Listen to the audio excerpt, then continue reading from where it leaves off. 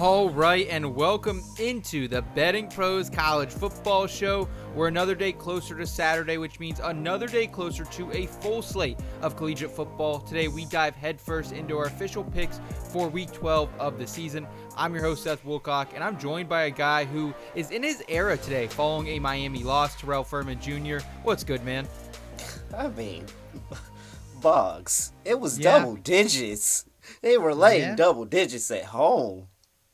I mean, look, I was 4-2 this week, so it was a good week, but that game got me, and I'm done. I am done with Miami for good for the year. Terrell, you don't have to fight me on it anymore. So I am done taking the Hurricanes. They've lost me enough money this year. I just, I did not, especially the way that Georgia Tech won that game by running the ball down Miami's throat. No one else had done that this year, so big on Georgia Tech. It was a huge win for them. Yeah, Haynes King didn't have to do anything. Brett Key, just catching double digits at home. Very, very good. Very good coach catching points at home. That is a guy that you want to get behind. And, Cristobal, you're perfect. Never change. Never change. Stay exactly the way you are. We're going to have fun with this. I can't wait to fade them in a playoff game. If they make it. Good points. You're teetering on the edge there. On the other side of me, it is the burnt orange backer and our resident college football betting expert, Scott Bogman. Here we go again, pal. How are you feeling about the slate now midweek? I'm feeling a little bit better about it. I like some of my leans a little bit more. I like some of them less. Agreed. But I feel pretty good about this slate. It is. I think the betting side makes it interesting because I don't think a lot of these games are going to be very close. Agreed with you there. And thanks to everyone who watches and listens each and every week. If you are here on YouTube, let us know in the comments your favorite play for week number 12. I'm curious. I want to see what the pulse of the nation is. Also, while you're here, like this video if you enjoy this type of content, plus subscribe if you're new. And before we jump in, I did want to remind everybody about the Betting Pros Discord.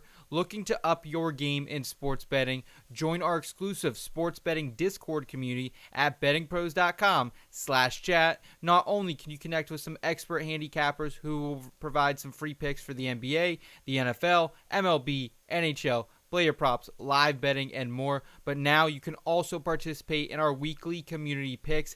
Cast your vote and see how your picks stack up against the experts and track your success. And gents, let's get right into the picks with a Friday night Big Ten clash on the shores of Lake Washington between the Huskies and the Bruins.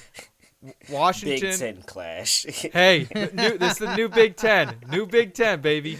New Big Ten. Very funny. Very funny. I'm sorry. Go ahead. That's okay. Washington, they remain a 3.5-point favorite, but you can now get a plus 4.5 ticket on UCLA at some shops as well. Momentum, it is definitely in favor of the Bruins, but health is not. They'll likely be without their left tackle. Also, their defensive end and wide receiver, Rico Flores, are questionable coming into this one. Washington, they could just be without defensive end Zach Durfee once again. I've already bet the under in this game. The Betting Pros projections give it a 71% chance of hitting the under. They also give slight value on the Huskies and think this should be closer to a 6-point line. Do you still agree with the system on this one, Bogman? Yeah, I mean, this is one of the few that I'm like, the way these teams are playing are very different, right? And I've listened to a bunch of stuff and read a bunch of stuff this week, and it feels like everybody wants to talk about the Huskies' travel schedule, which has been brutal, right? It has not been fun for them. They, go to Penn State, they come back, and that was after they went to Indiana and then Iowa, and then they have to travel back. That's what had Terrell laughing. This is not a Big Ten. It's your own fault. It is your fault. You joined the Big Ten. Nobody said, "Hey, go join the Big Ten." What were they going to do? The Pac-12 was you wanted the money. Yeah. Now your team has to deal with it.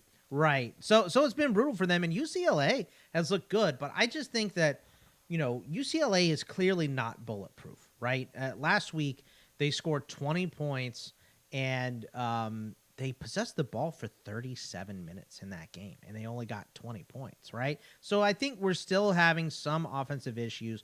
I think in this game, what we're going to see here is some really good pass defense from Washington. That has been the one good thing that they've done on defense is defend the pass real well. So if they do get up, it's going to be really hard for UCLA to come back. This is at home for Washington, so they don't have to travel this game. They've only won games in the Pacific time zone. I've heard a bunch of people mention as well, which is kind of a funny quirk. But it's also going to be cold and raining. And I think the cold and the rain and the home, and we mentioned this on Monday, Seth, the desperation, because they have to win this game if they want to get a for-sure bowl bid, because their only other game is on the road against Oregon in 2 weeks. So you get 2 weeks to prep for that game, but it's Oregon, the number one team in the country. So you have to win this game. So I think with the desperation, with the weather, being at home, I'm still going to take the Huskies. It's not my favorite. I'm not going to have it in my best bets, but I do feel decent about it. So I will lay the points and take the Huskies here. And I think it's low scoring, but I like the Husky side a little bit better. Terrell, I feel like you are almost an automatic bet on the underdog on these Friday night games. Tell me you're going with the Bruins. No, because I swear to you, the Bruins aren't good. We've been They talking keep about winning this all against season. good Big I don't. Ten It doesn't teams, matter. brother. They're not good. What do you got against these dogs? Did your ex-girlfriend go to UCLA or something? What's going on? I'm sorry that I have to sit here and tell you, bro. I don't know how they're doing it. I don't know how they're doing it. I don't know. If I did, I promise you I would tell you. But I 7-2 ATS, I swear dog. to you, this team isn't good. I swear they're not good. Well, listen, I think it's hard to know what UCLA is because they played the number one strength of schedule in the country, right? So they're probably a little bit better than we think, which is why they've won some of these tougher games that we see. But they got smoked against Indiana. They got smoked against LSU, right? Like they're not that. They're okay. They're better than we thought initially, but they're still not very good, I think, is what Terrell is saying. This is Washington. Washington is a great play here. I'm betting Washington laying 4 here.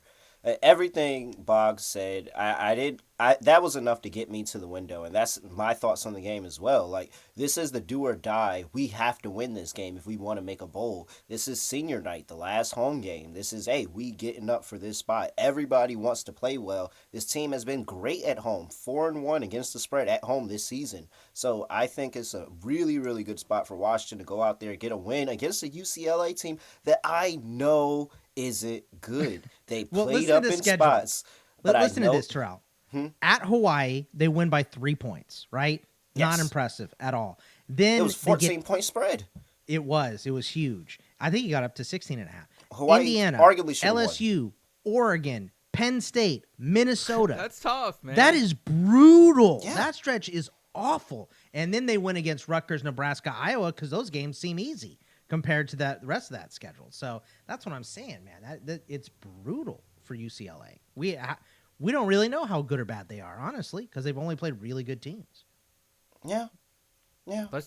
Let's just take the under. Let's have fun. Let's hope for no points. Lots of weather. Man, this is I'm over this UCLA train.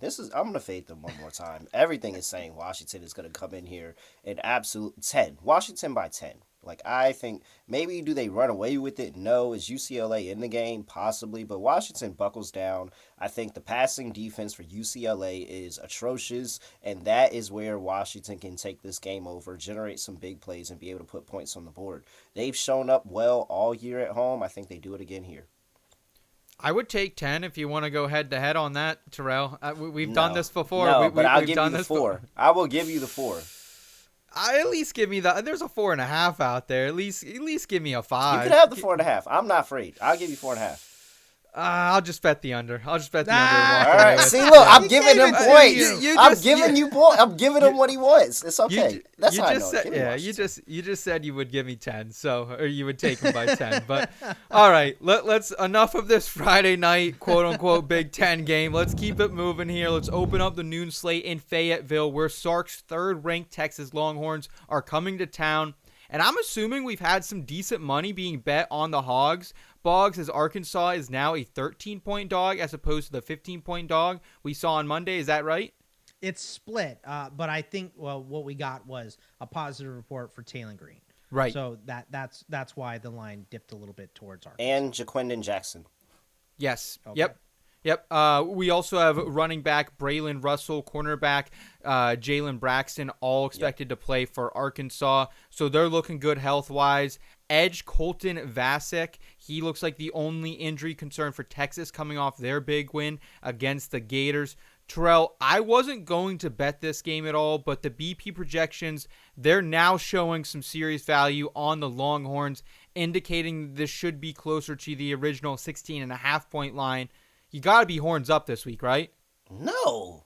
They continue. Taylon Green is playing in the game.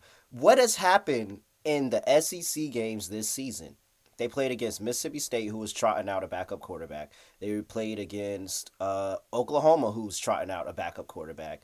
They played against Florida, who had a walk-on playing at quarterback. What happened in the two games that they had starters in the beginning of the season playing? Diego Pavia and Carson Beck, and neither one of those games were anywhere near this spread by the time it was said and done. I think that Taylon Green, Road Rash Face are going to get this offense rolling.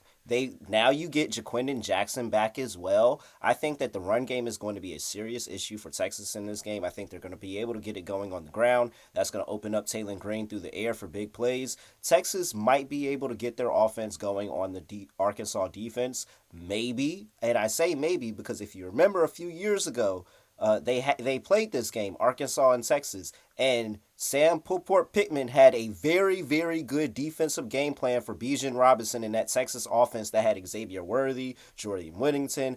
I think he can come together with a really, really good game plan here, and I think this is too many points. This is a single possession game. This might even be an overtime game.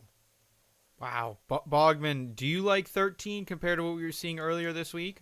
Yeah, I do. It's a much better number, look, I feel like I'm pretty critical about Texas. I'm not as critical as Terrell is, though. So, no. I don't like betting. What? I don't like betting my own team. You guys know that. So, and I've picked against them in games this year. This game to me, the last thing that we saw from Arkansas was Ole Miss putting almost 700 yards on them.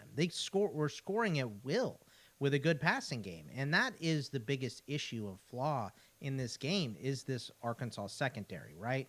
So with, the pass blocking being really good for the Longhorns and the pass rush being okay, what Arkansas really does is play the run well, right? That's why you stop a team like Tennessee. They couldn't pass very well. Nico was not in his bag at all. He still hasn't been.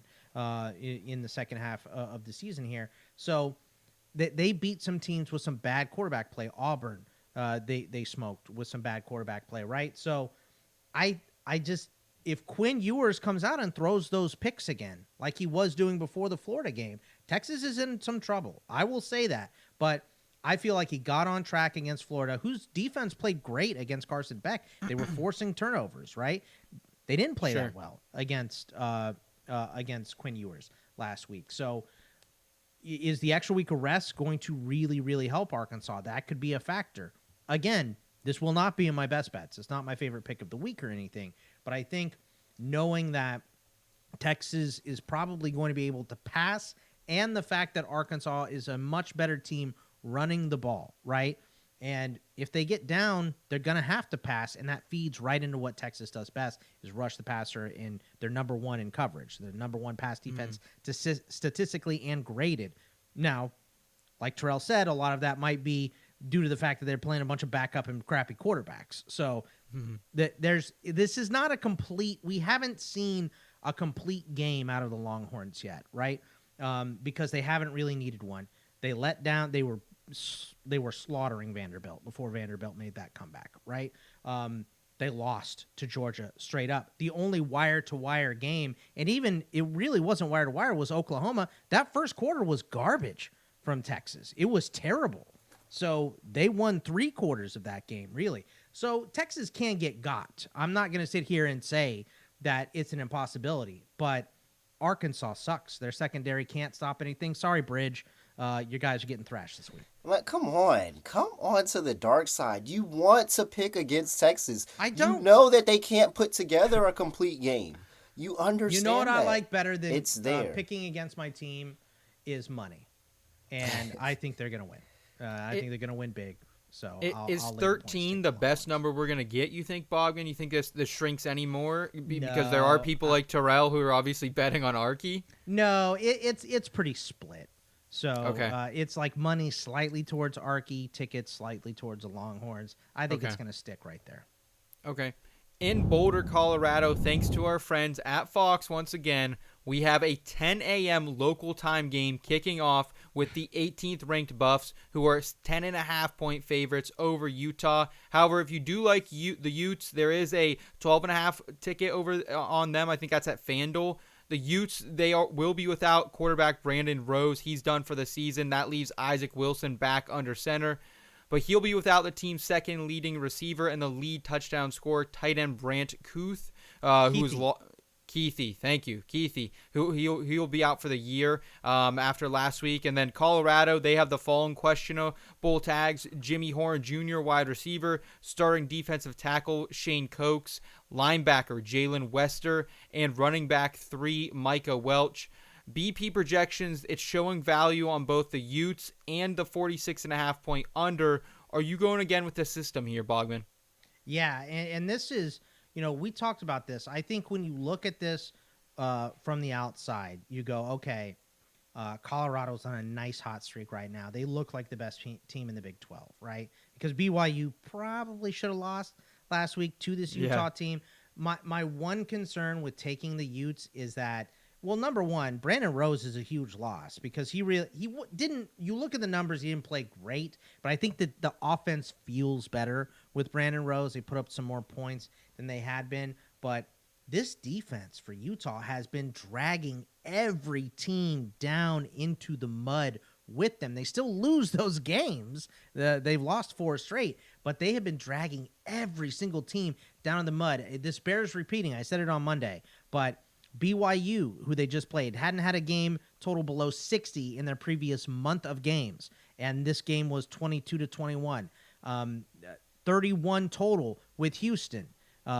13-7 in a loss to TCU, who had averaged 68.8 points in Big 12 matchups. And then the most that they've given up is 27 to Arizona State. So this defense is what makes this game. I'm a little shakier on the spread here because Brandon Rose is out and they have to go back to Wilson here. But for me, the under is the best play in this game because Utah drags you into the mud when you play them. So, Colorado, very good team.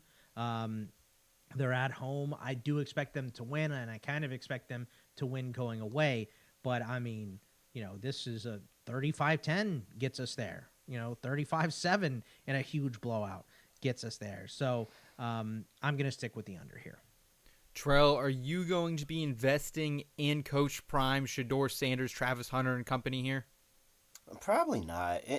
It's like Bog said. That Utah defense is really, really good here.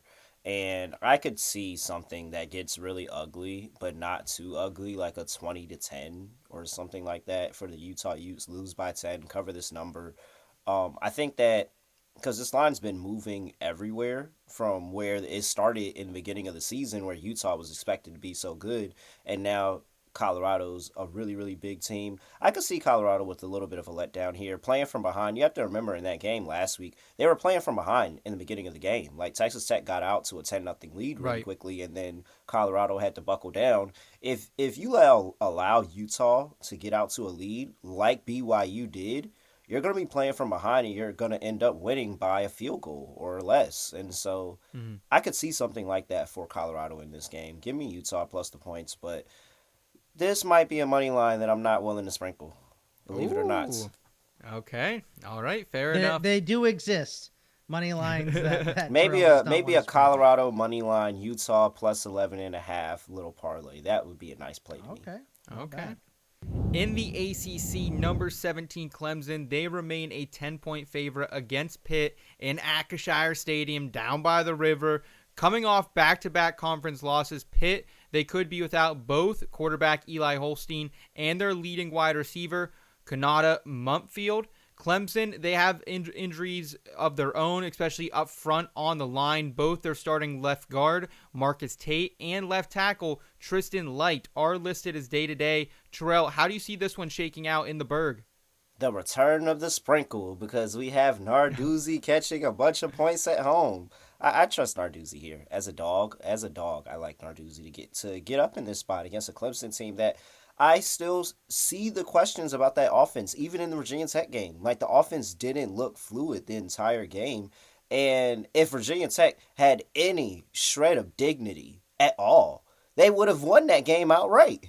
But unfortunately, they didn't. Unfortunately, they rolled over and they didn't care that they were at home or that there was any outside shot of winning the ACC, and they just rolled over for Clemson. I don't think this Pitt team is rolling over for Clemson here. This is a Pitt team that we can go back not too long ago, and they were in the ACC championship game. They were ACC champions with Kenny Pickett.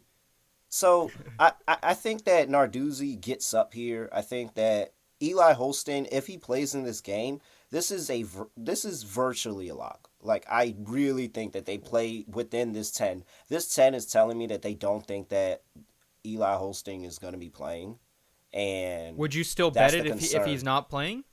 I really want to fade Clemson and bet it even if he's not playing, but I'm probably not. Probably not. If Holston is playing and this is still 10, I think this is going to be the same thing as, not the same thing, but similar to Miami and Georgia Tech, where that line just really didn't get the Haynes King full effect. Like, it dropped to, I think, maybe lowest 9, 8.5, something like that.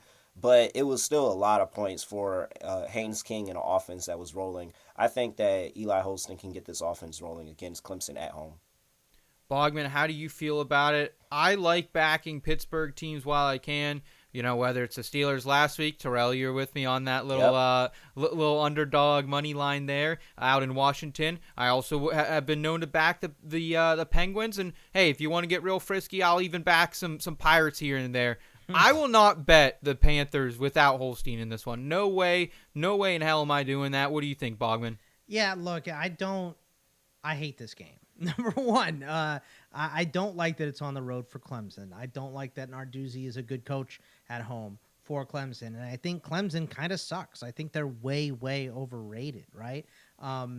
But this offense for Pitt has been miserable over the last month in that, this bears repeating again like the last game. They had 11 going into the fourth quarter in that blowout loss to SMU. And they scored twice and had 25 points. And then they were held to less than 300 yards against Virginia. Eli Holstein wasn't even good before he got hurt last week. So, I don't trust Clemson very much, but I think they run the ball a lot. I'll just say that this is probably going to end up being a stay away, but I do think Clemson wins. I'm a little less convinced because Terrell is so hard on Pitt, and the BP system is showing value on Pitt as well. I cannot trust this Pitt offense right now. So I'll take Clemson since I have to make a pick, but I don't feel real good about either team right now. Okay.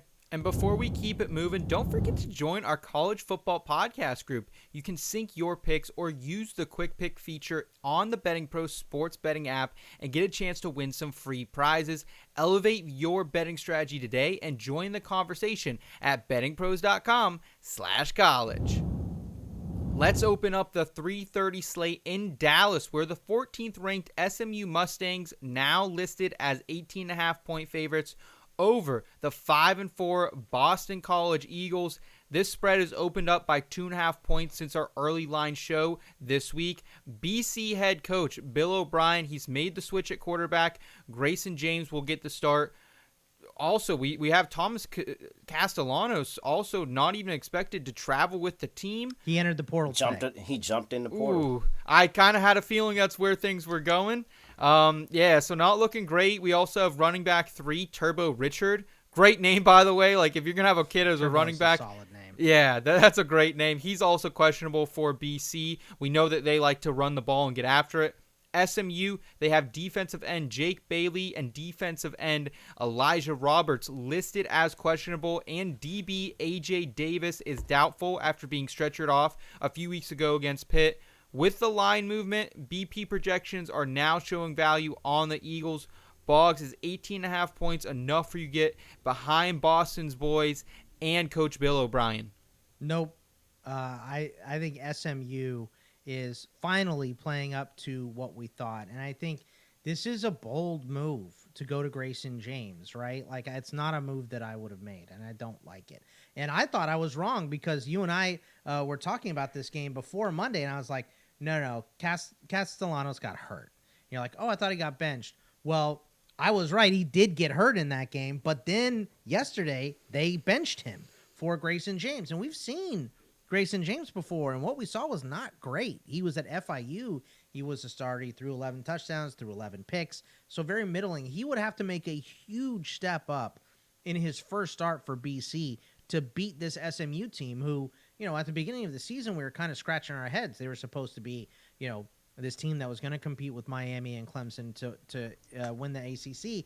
They play close against Nevada, almost lose that game, and then do lose to BYU, who we didn't think was any good to start the season. So that looks like a bad loss. How great is that loss now? It's one of the best losses in the country right now. And this is why I was talking about, maybe Miami doesn't get into the tournament because this team is undefeated in ACC play. And I think that is the catalyst to me taking SMU in this game, is the fact that, BC has been brutal on offense. It took them 300 yards rushing to barely beat Syracuse, right? And SMU has like a great rushing defense too, right? Yeah, they do. They're top 5 in the country, 5th right now in rushing defense. So for this game, I just think SMU rolls here. I don't think BC really has a chance. So I'll lay the points. Again, not going to be my best bets this week because it is a ton of points, but there's just no way I can back BC with how pathetic they've been on offense recently, and knowing SMU literally has everything on the line to play for here. I wish I would have got the 16.5 ticket earlier this week, man. I'm kicking myself in the butt for that. Terrell, is this too big of a line for you to get invested in with SMU? No, it's not, because all of that is all fine and dandy, and it's very much right. But SMU feels slighted here at 14th in the country, undefeated in the ACC, and Miami is still ranked ahead of them. That is a slight. They are out. They are not in the playoff today. If everything ends, they are not in the playoff today with what they've done, and they have the better resume. They beat a top 25 team by the committee's own standards last week when they beat Pitt. And I'll admit, I was on Pitt in that game. That was a great win by them. And so they go on a bye, and they're sitting here at what? 14th? I think it's a slight. I think they feel disrespected, and I think that's going to all come out on poor BC. And O'Brien, what are you doing? This is the worst point in time to have this going on, and you're going on the road to this SMU defense? No, I think Grayson James. I think we're going to hear more about this story maybe after the season. Like maybe Castellanos not a good teammate or something, because it is weird for him. Right here in this spot that you chose to make the change. Typically, you make the change before a home game, but you're going Offense on the road. Offense hasn't been good though, so maybe that is just a tipping point here. I don't know. And maybe it's because you actually ended up winning the game against Syracuse. Maybe that was the part that ruined all this. And he was Grayson James was like 5 for 6 with a score. So, didn't look bad in his couple opportunities. I'm betting SMU. I'm 100% betting SMU. This is ridiculous. Okay. They are going to win this game because you have to. You got to prove to the committee. At this point, it is not just about where you stand in the ACC. It's about putting everything on tape for if everything goes worst case scenario, you drop a game, that you're still in the playoff. Because I think SMU should be in the playoff. Agreed. Yeah, I agree. Even if they have one loss, a one-loss SMU should 100% make, even in the ACC championship game. Let's say they make the ACC championship game and SMU takes a loss. A one-loss SMU should still be in the playoff, but by the standards they have right now, that would not happen. Well, people said there was going to be nothing to talk about during the regular season because it didn't matter. You can have losses and they don't matter. They matter. We're talking about it. Yeah. Absolutely agreed with you, gentlemen. Let's keep it moving, pick up the pace here as we turn our attention to the Swamp, where the 21st ranked LSU Tigers remain a 4.5-point road favorite against the Gators. We talked about it on our early lines episode this week that this game likely hinges on the availability of Florida's dual threat quarterback DJ Lagway. He was carted off with a hamstring injury 2 weeks ago, but he was expected to practice on Monday. Bogman, you kind of thought that was a little bit of gamesmanship, perhaps. LSU, they're managing offensive line injuries. Their left guard, Garrett Dellinger, he is questionable. And their 6 offensive linemen, kind of a jack of all, can play a bunch of different positions on that front. Tyree Williams, he's out with a hernia. Terrell, have you found a way to get invested in this game without knowing the status of DJ Lagway? Not really. Same. Everything tells me just take LSU because LSU has dominated this rivalry, quote unquote, over the past number of years. LSU has had some great teams. LSU has had some not so great teams. There was a thrown shoe in one of these games, I believe I remember, and LSU still got the win. So it really, really makes it tough for me to take to take Florida here, and I just don't know what the status of Lagway is going to be. I don't trust the walk on. It's as easy as that. But LSU was just horrible. Like they're not that good, man. They're really not that good. This is a tough game to pick. I would, if Lagway's playing, I could 100% see myself betting Florida just because Agreed. of the fact of they are so due in this rivalry, quote unquote. They are so due for a win. And at the Swamp with Lagway, I feel a lot better about that offense. And Florida's defense, I think, has been really solid. But if you keep giving the other opponent's team offense the ball, at some point you're going to give up points. So I'm a little tilt here to Florida, but I need Lagway in the game. I cannot bet Florida without Lagway in the game. Bogman? Yeah, I mean, it's all about Lagway, and even if Lagway is available, is he 100%? Because that has been the big struggle for LSU, is facing these running quarterbacks. So if Lagway was up and he was 100%, I would for sure be taking Florida here because LSU has looked fairly miserable the last few weeks. Garrett Nussmeier is not playing his best football right now either. But At all. the fact that LSU should get up, this secondary for the Gators is bad. It just has not been good. We saw that last week. They're 90th right now in passing defense, in coverage grade, 114th, 98th in pass rush grade as well. So Florida's defense just has not been living up to expectations this year. Tough schedule, of course. The SEC is hard. But if LSU gets up, LSU is bad protecting the pass as well, but they still rush the passer as well as most teams in the country. They are one of the best at it. They have 28 sacks this year. They grade 11th in pass rush. It's very strong. So I think LSU gets up in this game. I think Florida tries to play comeback, and I think it goes awry, and LSU ends up winning big. So give me the Tigers, even on the road. Staying in the SEC, the 23rd ranked Gamecocks are now listed as 11.5-point favorites over the 24th ranked Missouri Tigers. This spread has shortened up by 2 points since earlier this week. Shane Beamer's team, they have looked absolutely awesome the past 2 weeks, but they are banged up coming into this one. Their starting safety, DQ Smith, he's questionable after getting injured in warmups last week. Also, defensive tackle Nick Barrett and linebacker Mo Kaba, also questionable, as is left tackle, their starter Josiah Thompson. For Missouri, we still don't know the status of Brady Cook. We haven't known it for a while. Plus, the authority, Pete Thamel, he reported on Monday that their center, Connor Tolson, he will be out for the remainder of the season. BP projections, they think this should be closer to a 5-point line and are showing massive value on the Tigers. I just don't know if I can trust them, though. Can you, Bogman?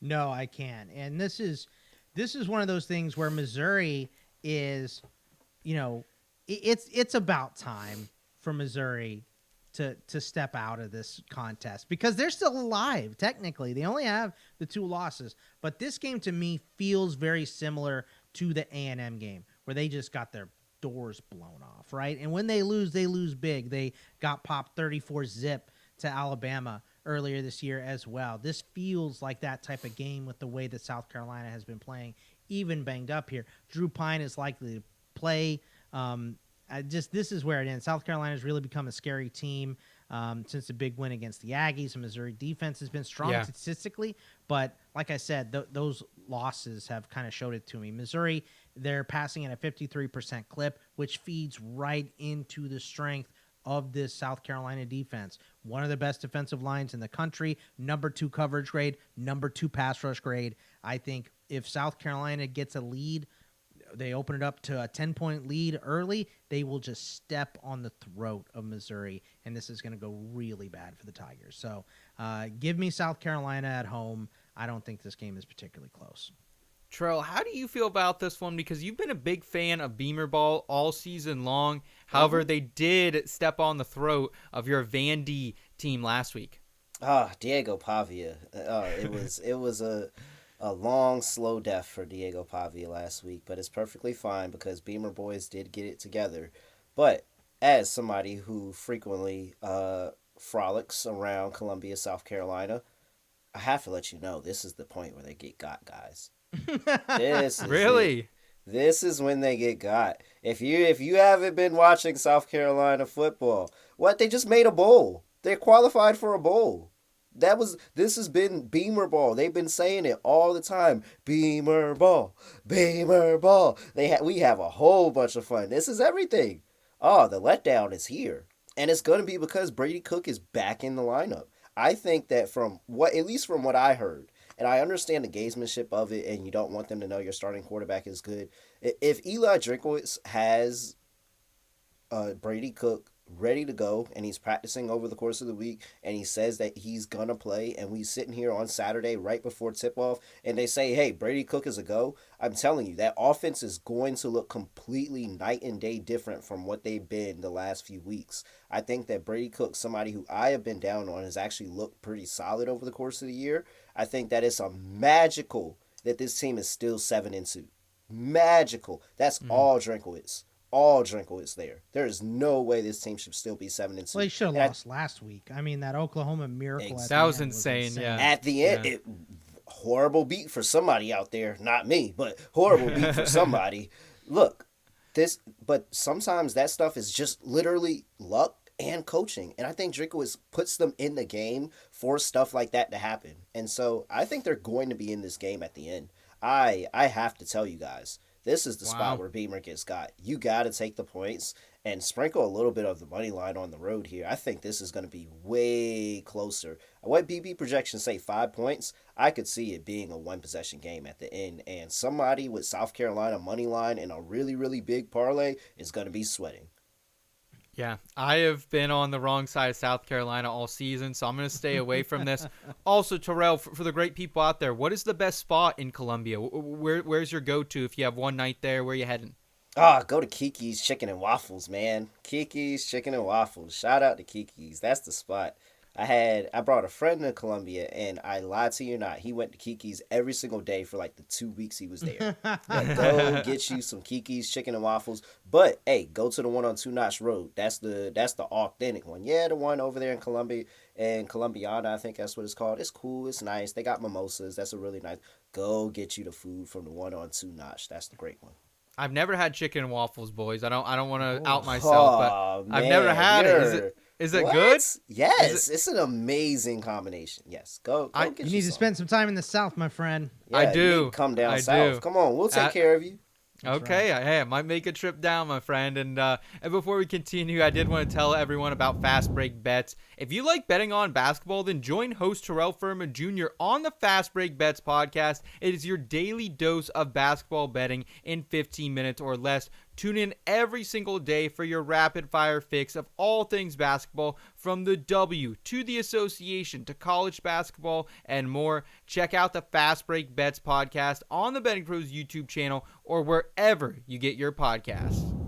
Let's get to the primetime slate, and it is the 20th ranked Kansas State Wildcats, who are now 9.5-point home favorites against the 7-2 Arizona State Sun Devils. The biggest question mark this week for ASU was the status of running back Cam Scabado. He is expected to play unless, quote, something changes, according to Kenny Dillingham. Starting linebacker Keyshawn Elliott, he's also questionable with a neck injury. K-State is playing at full health to our knowledge. The BP system is showing value on both the over and the Wildcats. Where do you see it, if anywhere, Terrell? Is Jeff Sims playing quarterback? No, it's going to be Levitt. Okay, all right. Then I might can talk myself into Arizona State here, but there's similar. no way. There was no way. If Jeff Sims, if there's Levitt doesn't go or anything is wrong, there is no possible way that I could ever take Jeff Sims in a football game. What do you got against Jeff Sims, bro? What do you do to you? Have you not seen him at anywhere he has played football before? Whether it was Nebraska, Georgia Tech, it's been a horrible ride. He's horrible a big ride time for recruit bettors. that flamed out. Yeah. I just no. There's no way I could bet money on. I was so ready for somebody to tell me that Levitt wasn't playing because it would make this easy. I mean, Kansas State is really good at home. They've been good as a home favorite. Like this is really a spot where they are good at. But I think that this Arizona State team is actually really really solid when Levitt and Scatterbo are in the lineup. And I agree. So I think the offense is going to be able to move the football. I'm not impressed by Kansas State really at all, and I'm surprised that they're ranked this high still in terms of this season because they've definitely flamed out a couple times, but I guess getting blown out by BYU because BYU is so good looks better. But in fact, they weren't in that game at all, like not even competitive, and I don't think that a top 25 game is not competitive at all with BYU. So I really don't want to lay this amount of points with Kansas State. I'm taking Arizona State. Bogman, are you going to make it 3 for 3 on ASU this weekend? No, I'm not. And it's not that I don't like ASU. I don't really like this game, honestly, because Arizona State has been a cover machine. 7-2 this year against the spread. They have been absolutely excellent.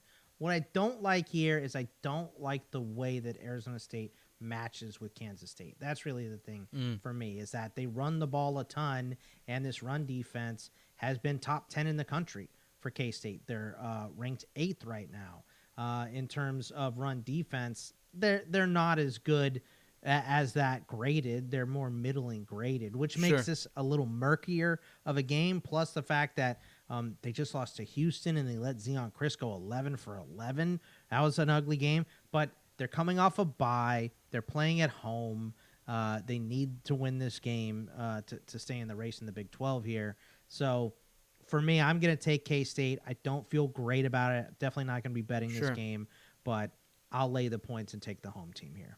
By the way, how does Kansas State lose to Houston and move up in the standings? Well, they didn't play this week. They're off a bye this but week. Still, so that was 2 weeks ago. Well, I think it's that win against Colorado that's kind of because Colorado's 18th, so I think they're getting the Colorado bump a little bit. Yeah. That's ridiculous. They lost to Houston the last time they played football. But you would say they're two. Which would you rather have? Texas schedule with their one loss to the one good team they played, or K-State has beat some decent teams, but they have those 2 losses. One of them good, one of them bad. It's tough.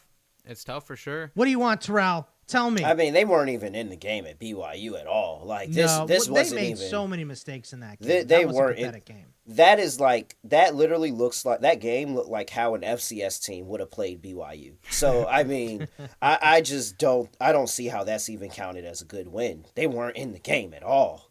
Yeah, just because BYU's undefeated. That's why.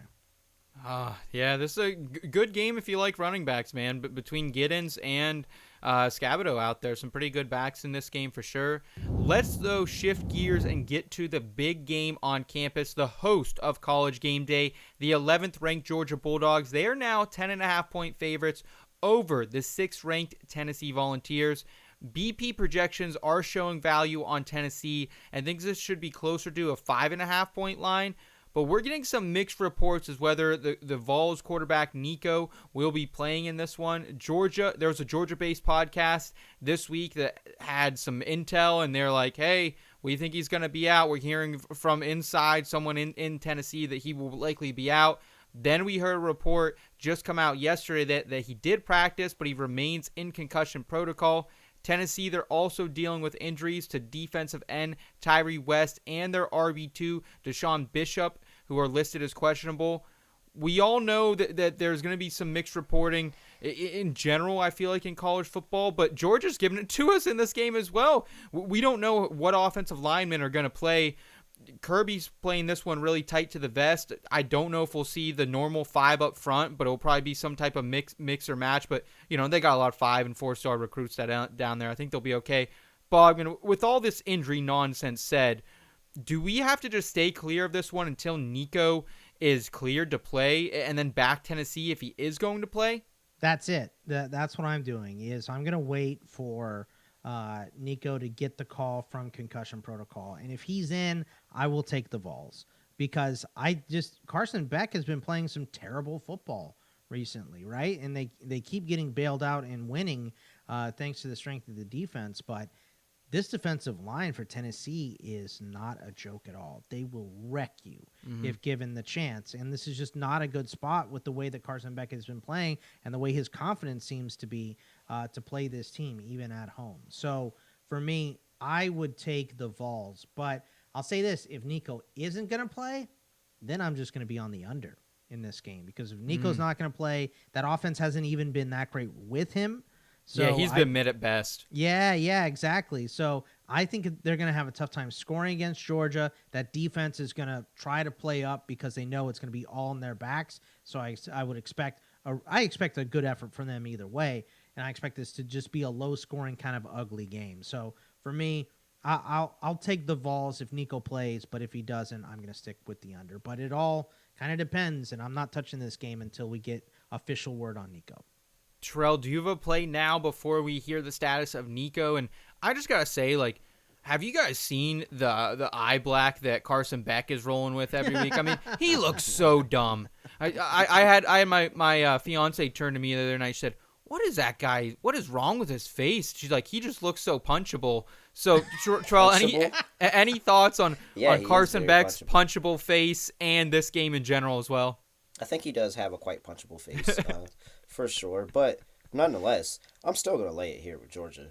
I don't feel good about it. Yes, I don't feel good about it. And I actually think the under is the bet that I'm going to make in this game.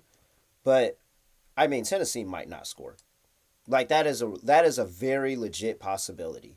Yeah, with Nico or without Nico, there is a legit possibility that Tennessee does not put a touchdown on the board against Georgia's defense. Would you say there's a chance that the offense looks better without Nico? Because I think that's kind of a possibility as well. I mean, maybe, but it's just I don't think that they're going to give up anything in the run game. I think that they're going to be really, really solid in the run game, and that's going to force them into a bunch of third and longs. And when you start putting this team on third down against Georgia and they're able to get after you and they can drop in coverage or they can bring pressure and really throw different looks at you, it rattles a lot of people, even the most veteran quarterbacks. Look at how good this Tennessee offense was in years past, and look at how many points they put up against Georgia. 10, 13, 17, 21, 14. These are some really, really good Tennessee offenses here, and they have not been able to do anything. And now you're telling me that the worst Tennessee offense of all of them is going to come up here and do anything of the sorts? Give me Tennessee team total under. I don't think that they're going to put up points regardless of who's in the game, and that's the only reason why I'll lay the points with Georgia is because Georgia quite possibly could have 17 points and find a way to cover this spread. Yeah, I'll say I don't think it's a likely thing that Tennessee's offense goes to the backup and looks better. But with the way Nico's been playing, I feel like it's not going to get you could get a spark. Worse. You could possibly get a spark, and that could be something. But what BC's trying to do. So Georgia has been so solid defensively, and Carson Beck is literally the thing that is ruining this. I trust Georgia's defense, so maybe I'm not betting the side on this one. I am going to pick Georgia regardless, picking all the games, but I really, really like that under. I really, really like the team total under for Tennessee. I just can't see this offense putting up more points in years past, and this Georgia's defense is still pretty comparable to the Georgia defenses that we've seen. You guys might have convinced me on the under, and somewhere I know up in the state of Massachusetts, Andrew Erickson is smiling because this man takes every under there is. The Undertaker. Yes.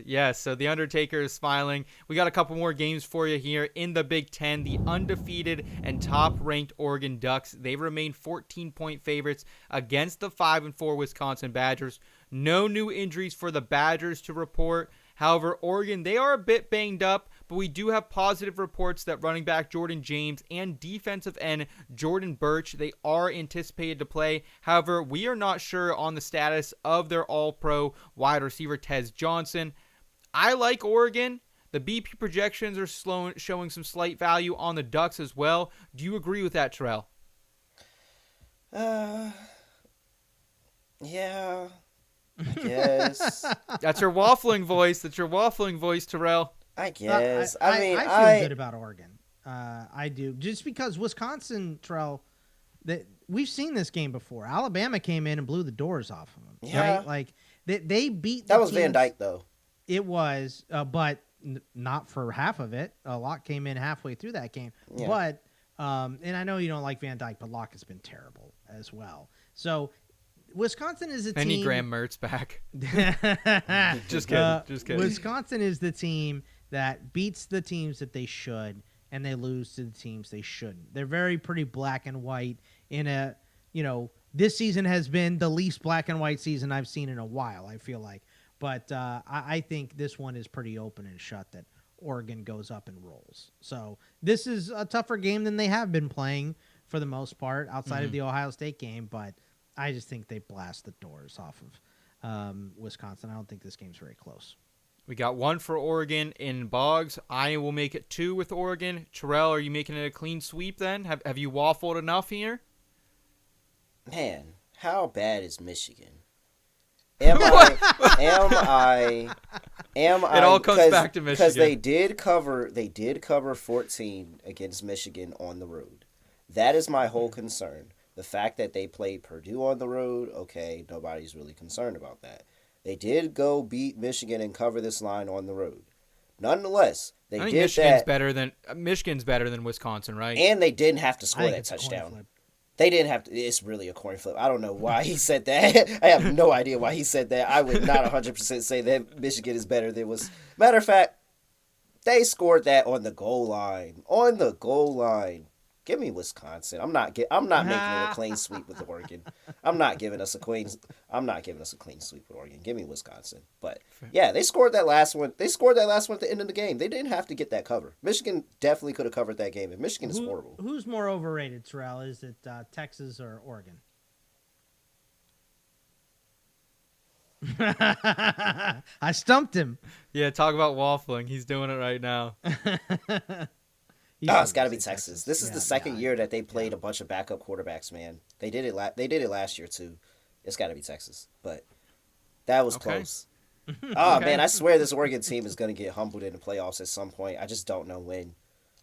I'm ready for it. I am ready for it. And I'm also ready for this program to be over in just a couple of minutes. But let's round it out here at first in Provo, Utah, where the undefeated and 7th-ranked BYU Cougars are now listed as just 3-point favorites against the 3-6 frisky Kansas Jayhawks. Kansas, of course, is coming off that big win over Iowa State, and they have a clean bill of health as well, to our knowledge. No big injuries for BYU either at this time. BP projections do show a slight edge to the over, but no real value ATS here. Do you see some way to get invested in this game, Boggs? Because I'm terrified of it, honestly. I understand that, and I kind of agree with that. Right? Kansas looks scary. That offense looks They're frisky, man. Yeah. Right now, and we talked about it last week. They have a goal. That's the seasons. scary part. No, not even just get to the bowl. Get to a bowl game. 3-3. Yeah. You win these. Yeah. You win out, and he's been saying it. He's been telling them. I know he's been telling them in the locker room. Leopold. If we win out, we're going bowling. We can still do this. This is the game that you get up for. And you're in a pretty good situation. You get Colorado at home, quote unquote home. I guess Arrowhead. I guess that counts. But it's home. It's in their state. Oh, man. It's really, Kansas is now rolling, and it's hard to back teams that have momentum. It's hard to fade teams that have momentum. I think Kansas has a lot of momentum on them, but BYU, you've lost a lot of money fading BYU this year. Yeah, it's Provo at night, too. That's the thing. We just saw the scare for BYU as well, so you kind of expect them to get back up and play better. But I tell you what, let's just take the over. right? Yeah, Because I agree. as much as Kansas can score on anyone, and this running game has been unbelievable. I mean, what are they rushing offense? They're 13th in the country in run grade. They're also 13th. They're third in run blocking. I mean, K-State or Kansas has this run game playing so great right now, and they do it in a bunch of different ways as well. It's very tricky, so that'll be tough for BYU to stop. But also on the flip side, Iowa State scored 36 right in the playing comeback against them as well. So the defense is terrible for Kansas right now. So let's just go with the under. I'll still take BYU in this game because it's The under. over. The over? Yeah, I meant the over. Yeah. Let's go with the over here, and I'll still take BYU because there's so much more on the line for them, in terms of a playoff spot. They're at home. We know Provo is a tough place to go and play for Kansas here, so I still like BYU, but the way that Kansas offense is playing, I really like the over here. And Satake just has this BYU team just winning close games. Like, whenever a team is giving them problems, he kind of settles them down in that fourth quarter, and they just find a way to get it done. So, yeah, I agree. Let's lay 3 with maybe not any more than that, but I'd lay 3 with BYU. But the over. Over is the best play because even if BYU gets a bunch of turnovers early, this starts to look ugly. Kansas and Leopold are not giving up. Like, there's literally a bowl on the line, and every single game is a playoff game. I think they're going to continue to score points, even if it gets ugly. So I like ugly. I like a high-scoring game here. Over 56.5 is probably 7-2 BYU to the over as well. Oh, okay. Okay. Well, gentlemen, thank you so much for your time today. Thank you, everybody, for watching as well. That will do it for us on the Betting Pros College Football Show. Bogman, he will be back later in the week with more best bets and some player props. Until then, like this video if you enjoyed it. Subscribe to the Betting Pros YouTube channel and podcast feed. Plus, download the Betting Pros app and sync your sportsbooks today. For Scott Bogman and Terrell Furman Jr., I'm Seth Woolcock. Take care, y'all.